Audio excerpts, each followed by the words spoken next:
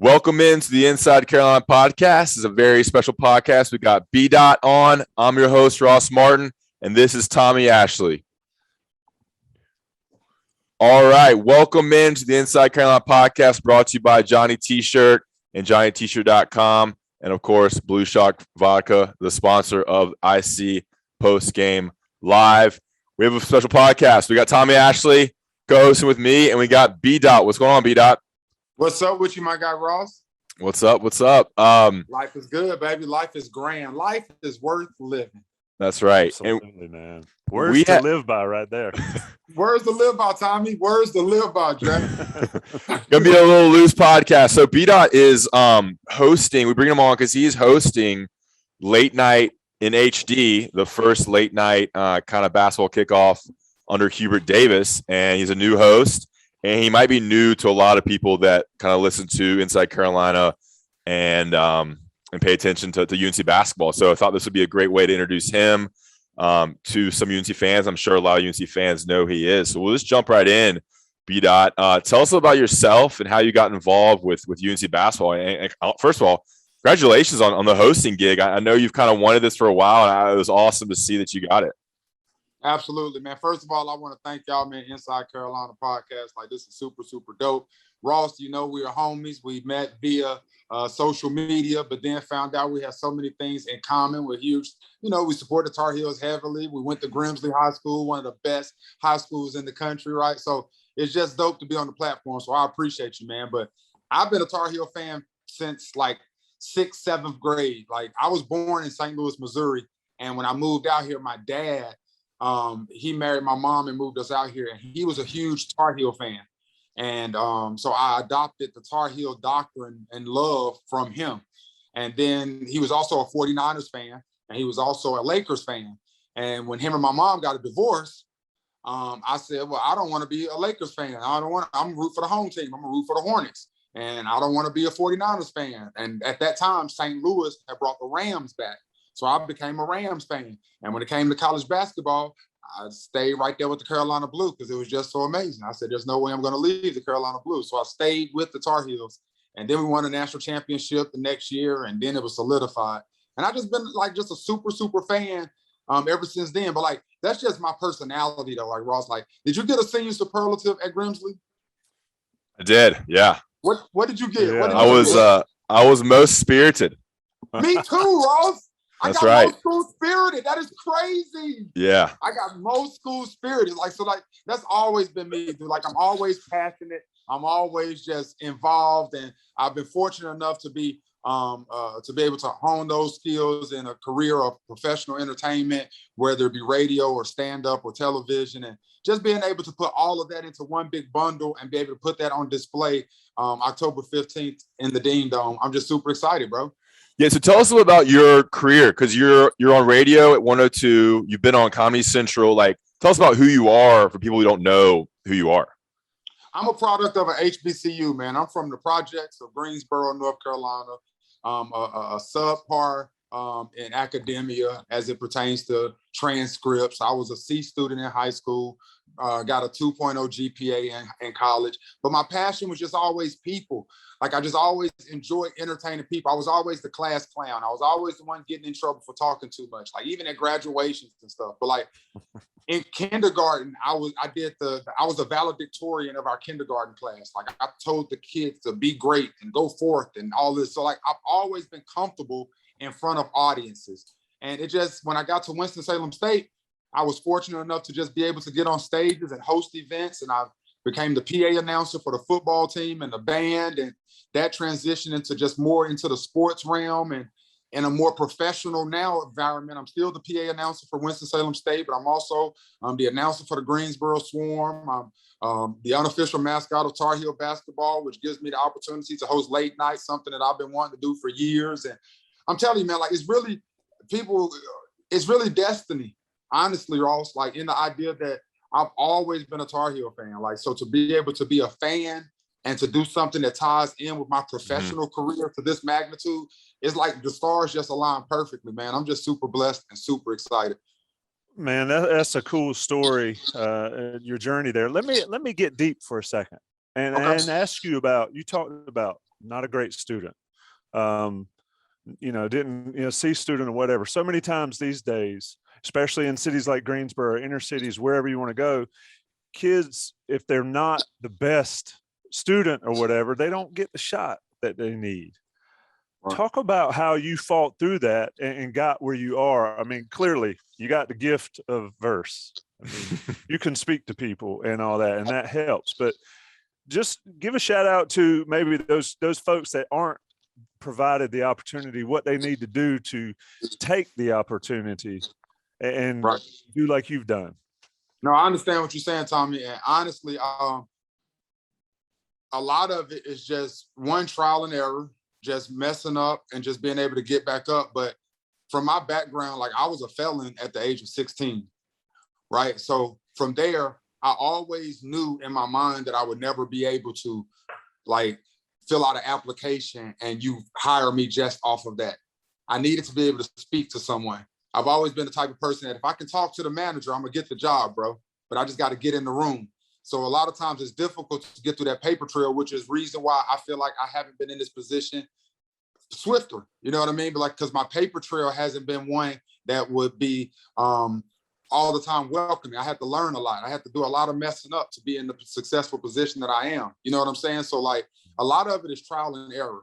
But you say the gift of gab or the gift of talk, like, those are skills that I had to own because, again, from my transcripts, I'm not an ignorant individual, but it's just certain things that I wanted to give my time to, and academia wasn't one that really rewarded me to the level of entertainment. Like, getting kicked out of class or getting put in ISS was worth it. You know what I'm saying? Because I made my peers laugh. I had them entertained. Like, getting an A on a test, it would be great. Like, my mom would have said, good job, but there was really no reward. Like, after that, I didn't have a vision of what academia could do. I had a vision of what entertaining could do. So I was fortunate enough to be able to hone those skills. And with the right mentors, rest his soul, Logie Meacham, one of my professors at Winston-Salem State University, other people who helped me along the way, Marilyn Roseborough at Winston-Salem State, and Tolly Carr. Like, these are people who helped me in my academia side and just help me nurture my talent and understand that, yes, you are talented, but if you don't understand how to get this side, you won't be successful. So like, being able to find mentors, and that's why I'm so dedicated to that. Like, I'm in the schools, I'm talking to high schoolers and middle schoolers, and, just trying to tell them, like, you don't have to be a rapper. You don't have to be a lawyer or a doctor. What's your trade? You can cut hair. Barbers will never go out of style. I'm real big on trades. I'm real big on HBCUs. I'm real big on culture and just big energy. You know what I'm saying? Like, I'm a success story for my neighborhood for sure. Yeah, I think what I've really noticed and kind of following your career, and actually we met at the Duke media game. That was the first time we met. You're right. And then we kind of connected through social media, and we'd see each other at UNC games and other places. But what I really noticed in your career, and I don't know, maybe because I just started following you, but you work really hard and you put forth. It's kind of hard to explain, but like, You'll do anything. You'll be on the radio with Josh Graham. You're setting up the social things on Twitter before basketball games. You'll do any avenue to kind of get more exposure. You know what you're good at.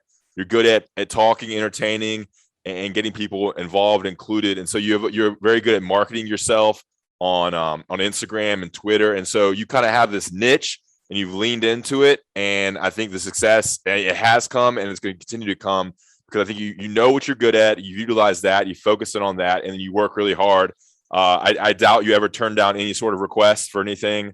People in media, you're always available. So I think you've really grinded to get where you are, and I think it's pretty cool to kind of watch that. And a lot of people have said the same thing about a lot of different media people, how you see them do little things and little things, they get bigger and bigger and bigger, and here you are, you got the radio show cooking, and then not that Late Night with Roy is some epic thing, but it's something you definitely wanted. It's a really cool accomplishment. So, late night is epic, Ross. Late night is epic. And before I tell you how epic late night is, I want to give you your flowers because you're super dope at what you do.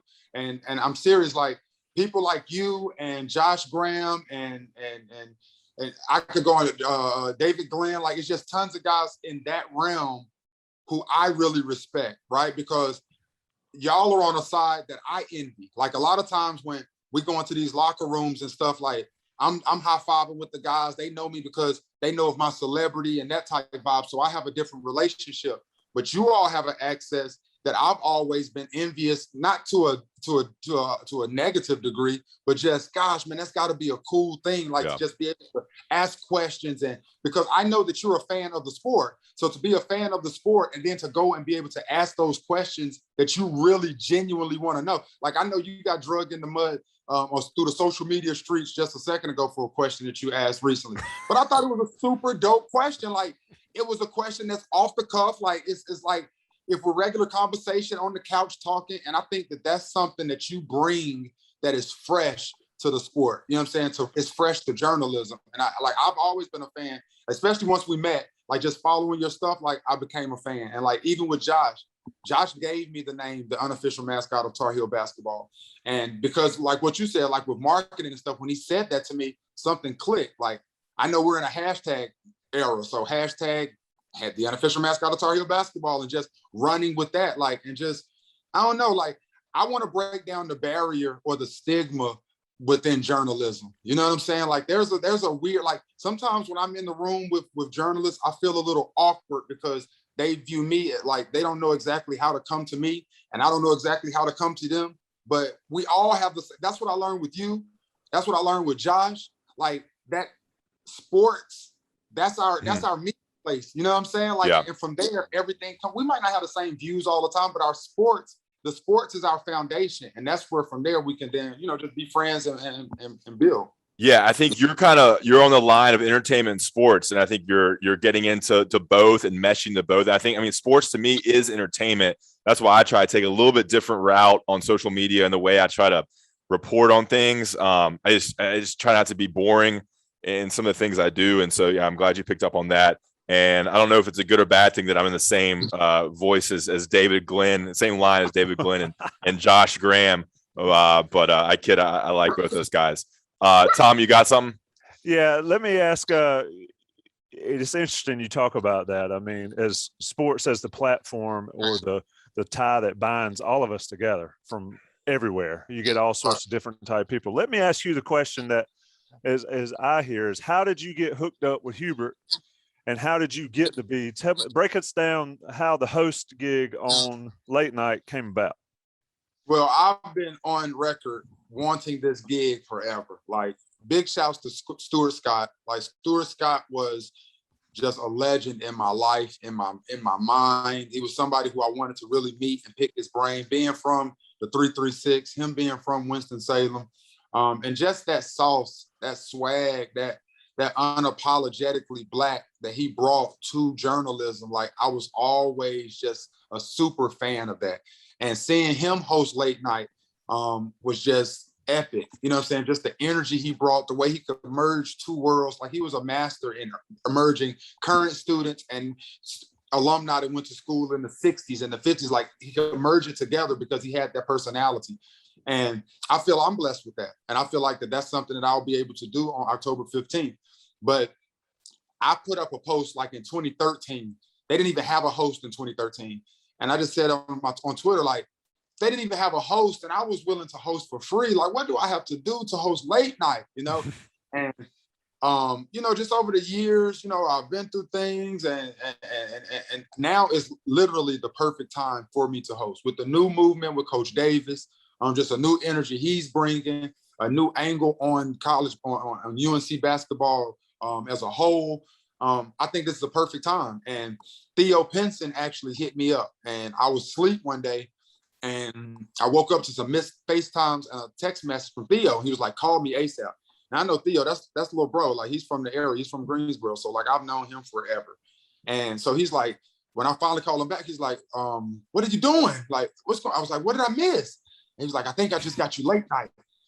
And I said, Theo, stop playing. Like, don't play with me. Like, I will lose my mind. Are you serious? He was like, hold on.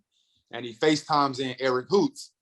And for those that don't know, Eric Hoots is in charge of basketball operations for Carolina basketball. And he's on FaceTime. So he's like, what are you doing, man? And just making all this pointless side talk banter. I'm like, so what color's the sky where you at? I'm like, Hoots, why are we on the phone? Talk to me. What is going on? He's like, what are you doing October 15th? I was like, you tell me. What am I doing October 15th? And he said, we're bringing late night back. We're going to switch it up a little bit. We're not going to do the skits and the dancing. We're going to do more of the basketball or focus on that. And if you're available, we would like for you to host it. And at that point, I ran out the front door screaming. I was at my friend's house and his neighbors were looking at me all crazy. I thought they were going to call the police because it's a very nice neighborhood. I had no shirt on. I was in my boxers and I'm just in the front of the yard just screaming, yes, yes, yes. It was like, I'm telling y'all, man, like I told somebody recently, when I think of my career professionally, this is like on the Mount Rushmore and it's probably number 3.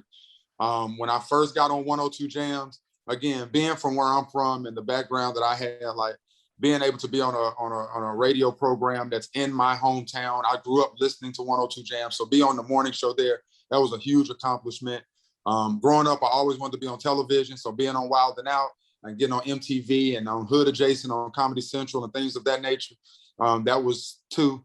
But this right here is definitely number 3. Just my fandom, and just the way I sort of have willed it to happen and building platforms like the Hills House that was so helpful in generating a nice buzz and conversation and just promoting me effort. Like, and I never went to the Hills House saying, can y'all start a movement to get me? I never did that. I just always knew that it would happen on God's time.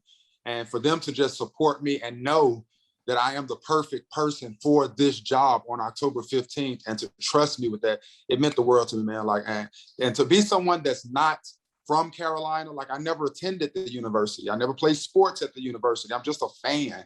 And to be accepted by those that have played and given blood, sweat, and tears to the different football, soccer, baseball, basketball programs and fans alike and alumni alike to just embrace me. Like, it just fills my heart with a happiness that I really can't even verbalize. All I can do is show it on October 15th at 7:30 in the Ding Dome. That is cool. Yeah, that's awesome. We're going to get into a lot more on late night. I have a couple more questions kind of about the whole process and what it's going to be like. But first, we got to do a couple ad reads. I want to talk to you about Blue Shark Vodka. I got a question. Because this Blue Shark you speak of, you were talking to me about this Blue Shark earlier, and I hear this Blue Shark because I am all things North Carolina. And I hear this Blue Shark is made in Wilmington. And I hear this very, very smooth. And I hear it's one of the smoothest vodkas around, Ross. There you go. Confirm or deny that the Blue Shark vodka is very smooth, my brother? It's the smoothest vodka in the world. Thank you very much, B Daht. From Wilmington, North Carolina, from Wrightsville. It's made with sweet North Carolina corn. And our buddy Connor Barth, the famous UNC kicker, is partnered with them and partnered with us to sponsor IC Podcast. Look at that. Tommy's got some right there. Same bottle as I have. It comes in a half gallon and comes in a fifth.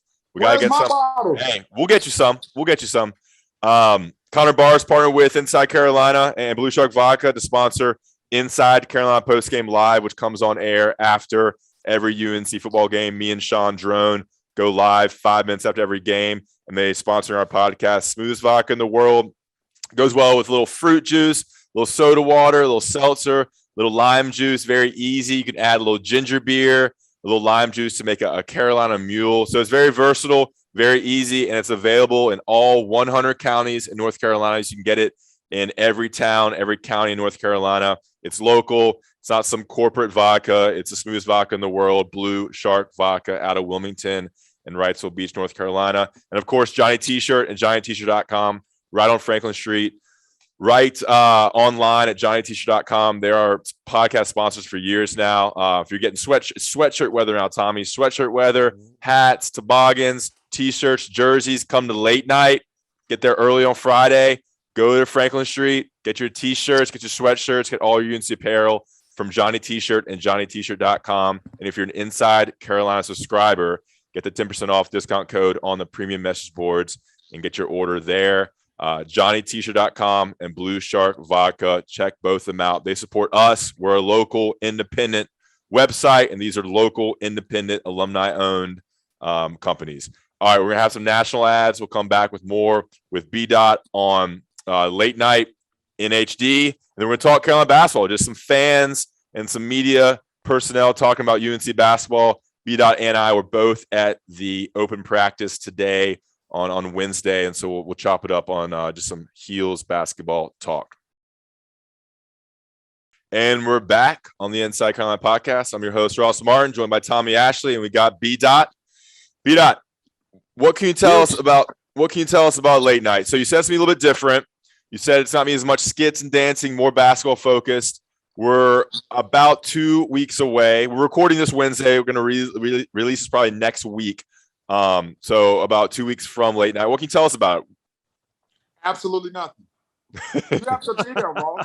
You have to be there. What do you think I'm going to spill the beans and just give you all this exclusive content just because you're inside Come Carolina? on, man. That's what we do. You try to butter me up with Blue Shark vodka and think I'm going to give you all the gems? What inside Carolina. I mean, all right. What is there anything? It's going to be different, right? I mean, Hubert Davis is different. You're different.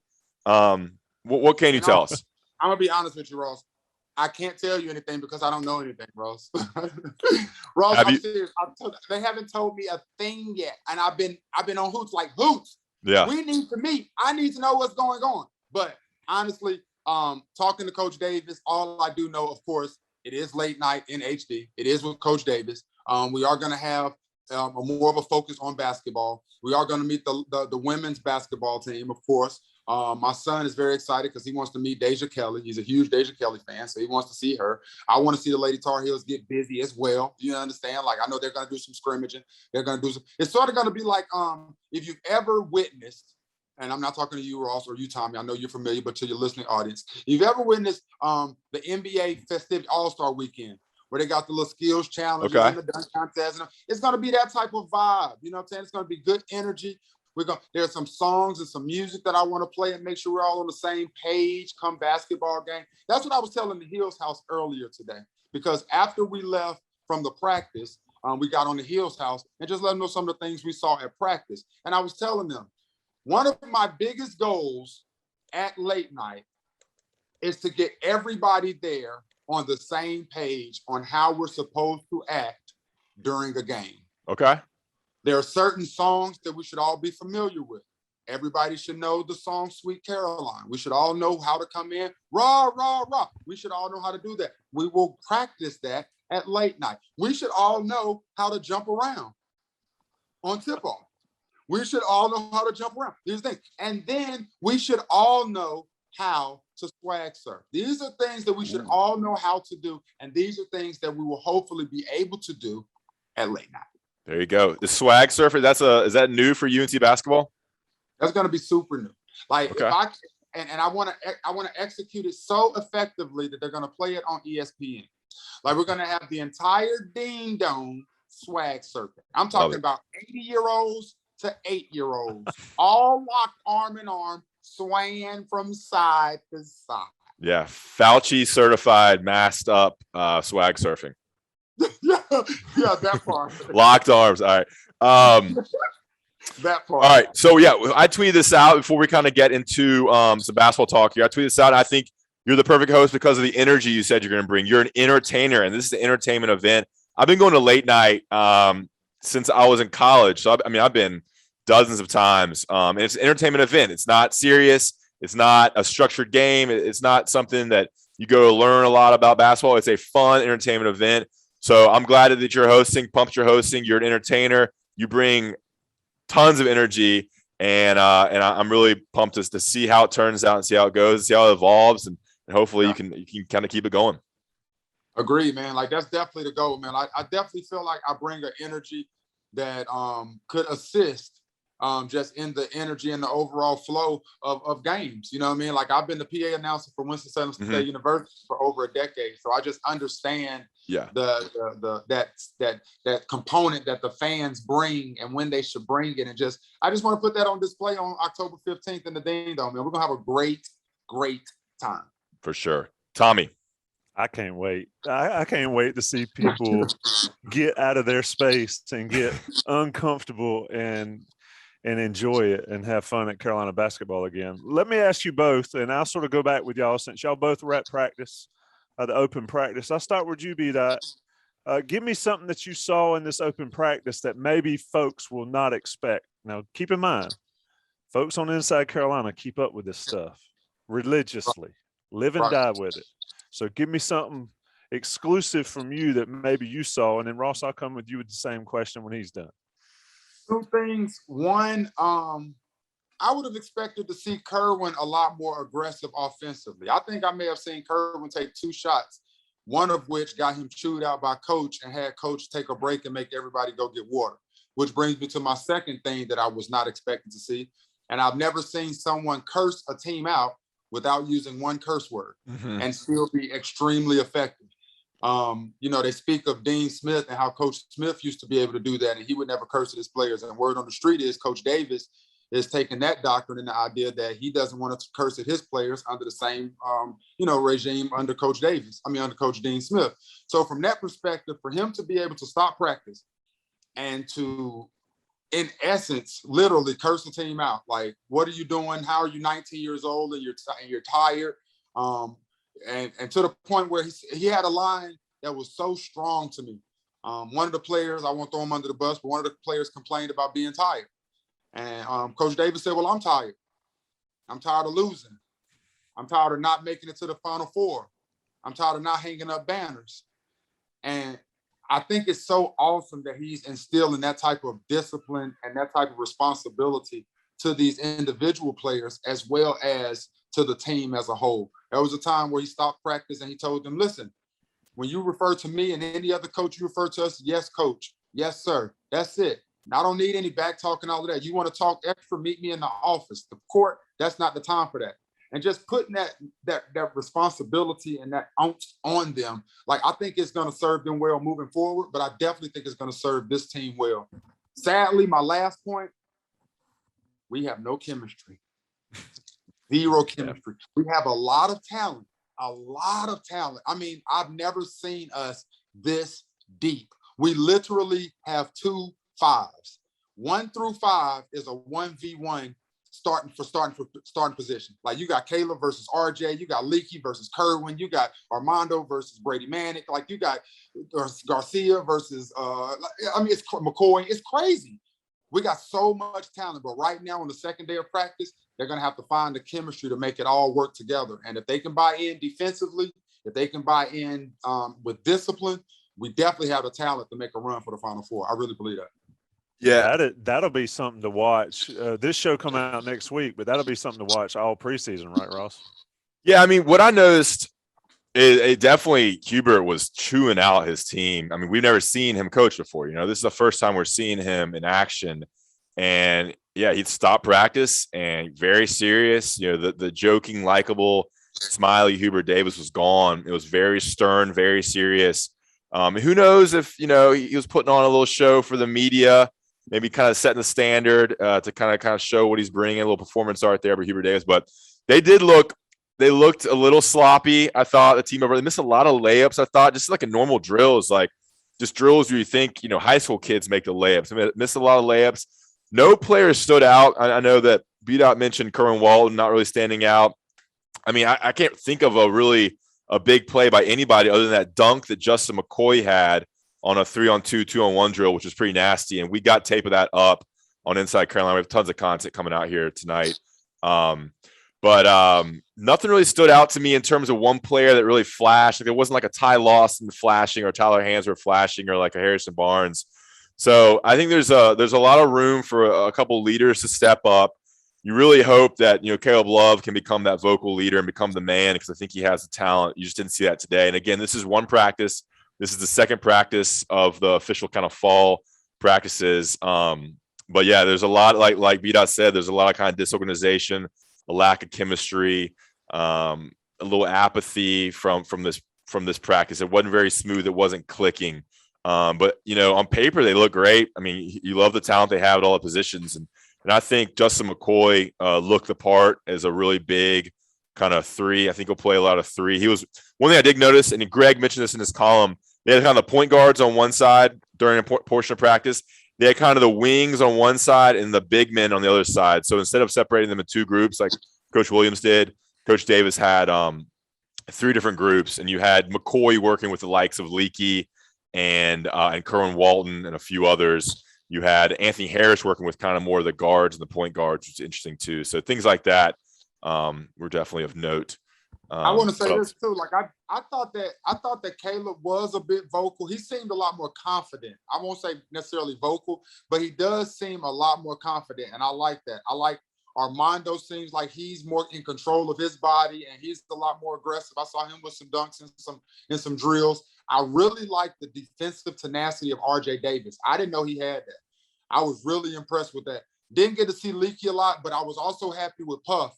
Just him being able to get out there and run. There was one time where Puff, I don't really know what happened, but he sort of went down for a second.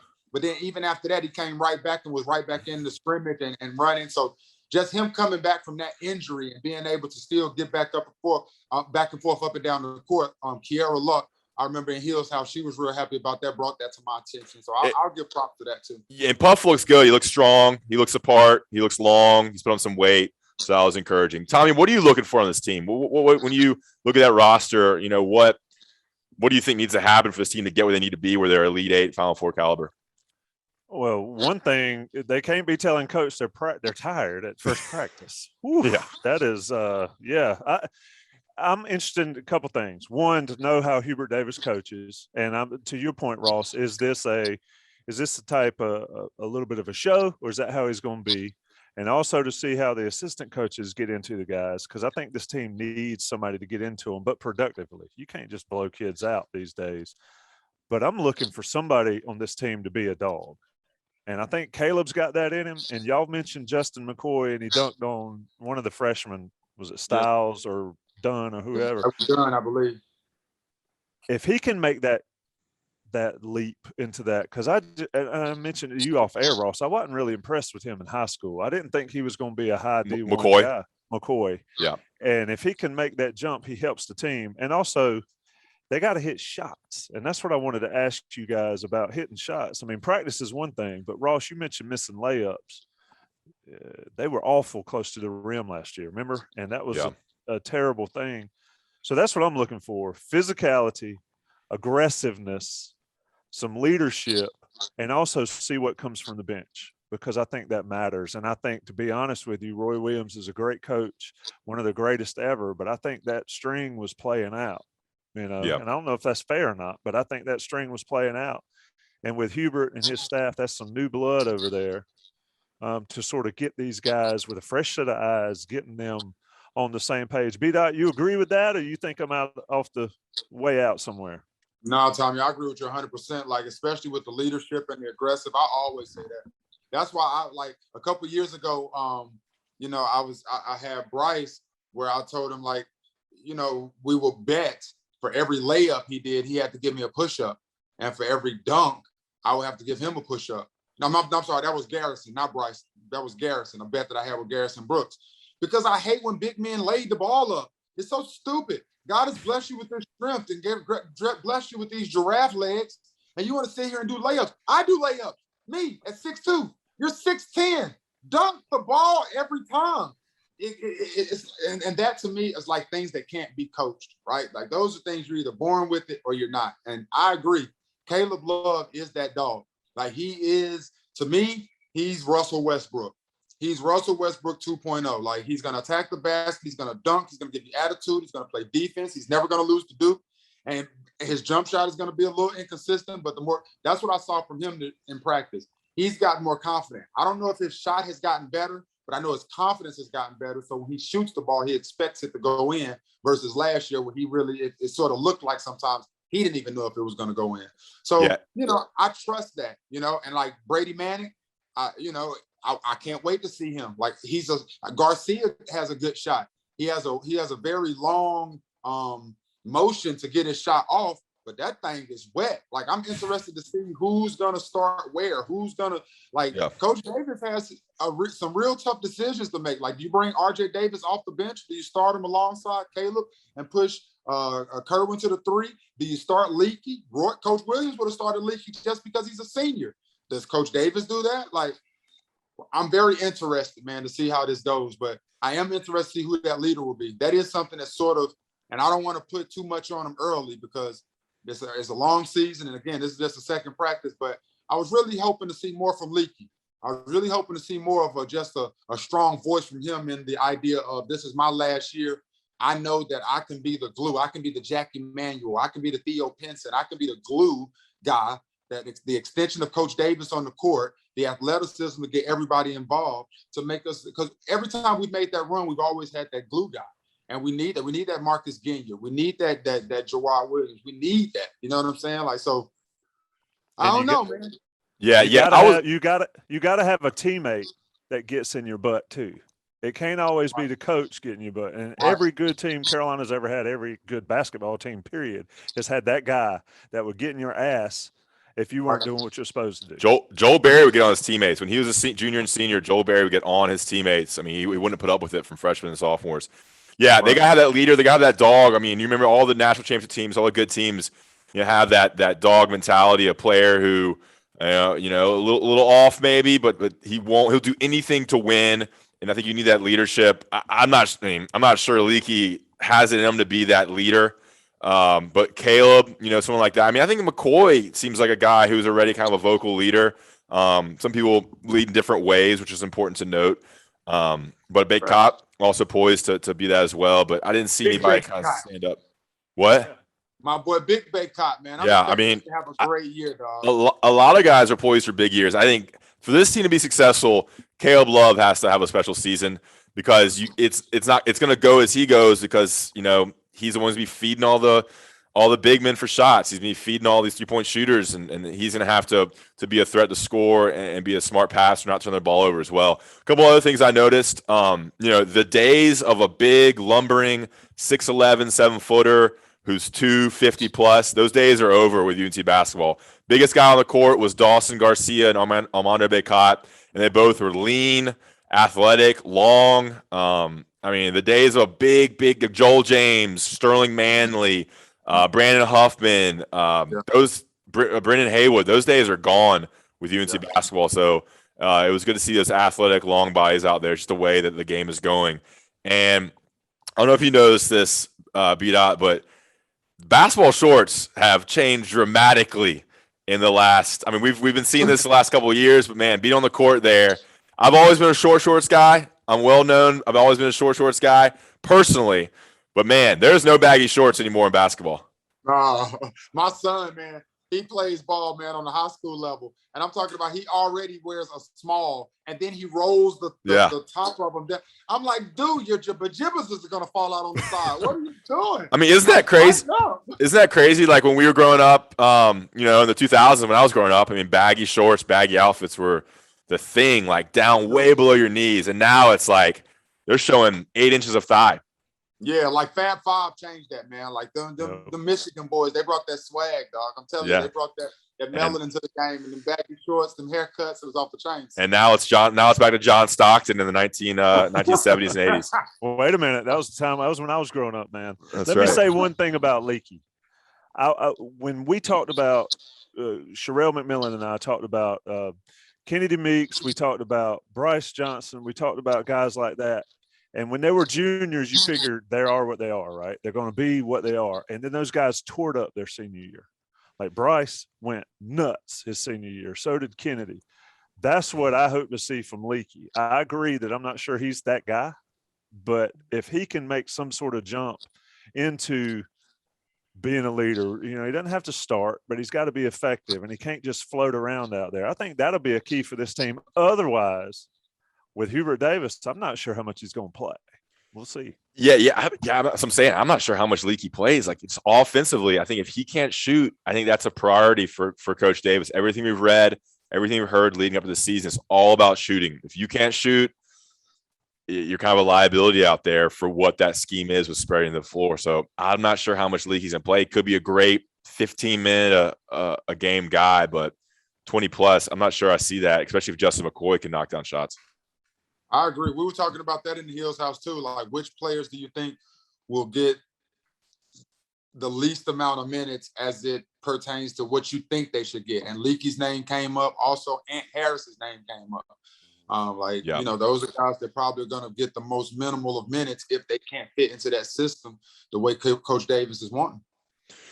Yeah, it'll be interesting to see. Like you said, it's pretty deep. We didn't even talk about Anthony Harris. I mean, he's a guy who's shown flashes, but it's a good chance that he'll be back in the depth chart now. All right, B Daht, we appreciate it, man. Is there anything else, Tommy? You good? I'm good, man. I look forward. See, for the longest time, it was like late night, whatever. It is what it is. But with you there, it's going to be must see TV, must see be there Hey, TV. So I like they call it must see TV. I like to call it B Daht TV. You understand? Same thing. They're synonyms. You understand? There you go. Anything else you want to say, B Daht, to Inside Carolina loyal listeners?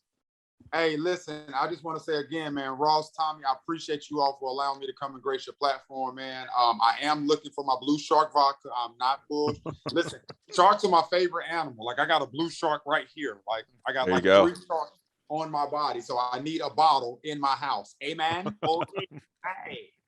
No, for real, man. Thank y'all, man. I hope everybody comes out October 15th to the Dean Dome. We're going to have a great time, man. 7:30. Get there early. 22,000 seats. We need them all filled up so we can welcome this new regime of Carolina basketball, man. All right, guys. That was awesome. Appreciate y'all and appreciate you listening. The Inside Carolina podcast brought to you by Johnny T-Shirt and Blue Shark Vodka.